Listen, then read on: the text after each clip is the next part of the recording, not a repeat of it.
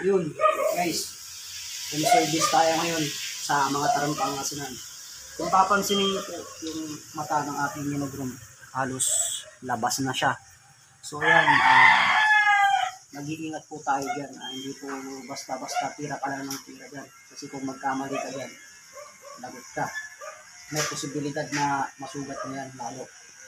Kasi nga, labas na siya. Kaya, for safety ng aso, kung may mga case kayo na ganito, mga aso nyo, please lang po, i-ano yun na lang po sa professional groomer.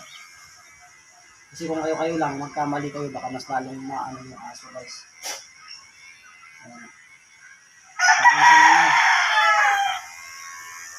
Dahan-dahan lang at kalkulado yung aking kamay. Paglapat sa kanyang mata. Dahil yan, sobrang laki yan. Kunting mali mo lang dito, sabog yan, boy. Dapat slow but surely. Kasi hindi naman tayo nagmamadali. Ang oras nandyan lang yan. Hindi tayo iiwan yan. Pero, yung safety ng aso, yan ang dapat natin ingatan. Yan. Yan.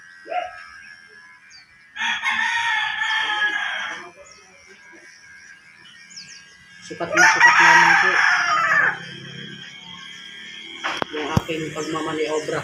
Kumbaga sa kotse, sukat na sukat yan, boy. Hindi mo pwedeng madaliin to dahil nakasalalay ang safety ng aso dito. Yan.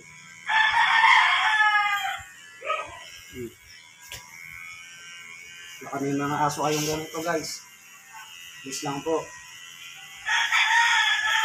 galing niyo po sila sa professional groomer. Huwag po kayong basta-basta mag-groom, lalo na sa mukha.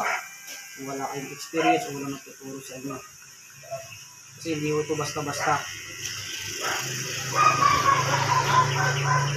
Ayan. Ayan. Ang gano'n siya kalaki. Ayan o. Labas na labas doon sa normal na eyes niya.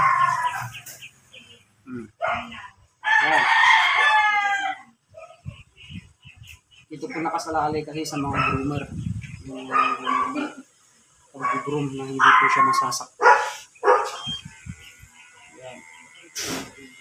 So, sa mga taga-Pangasinan dyan, ayan, meron na po tayong pit groomer. Kahit saan ka man, sa mga pit note po, mga Tarong po ito.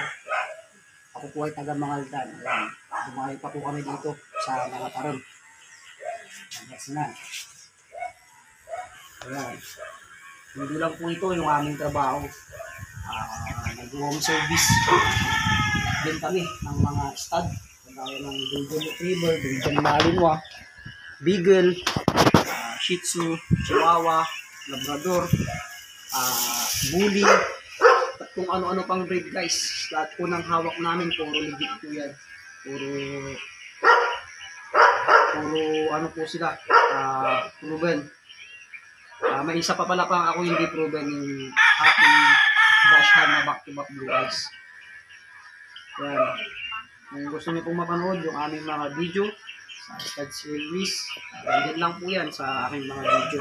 May mga advice rin po tayo about sa iba't ibang vaccine or paano mag-deworm, ganyan, sa mga lapit na veterinary, paano yung mga gagawin sa mga umaanak na aso. Ayan, magbibigay po tayo ng advice dyan, guys.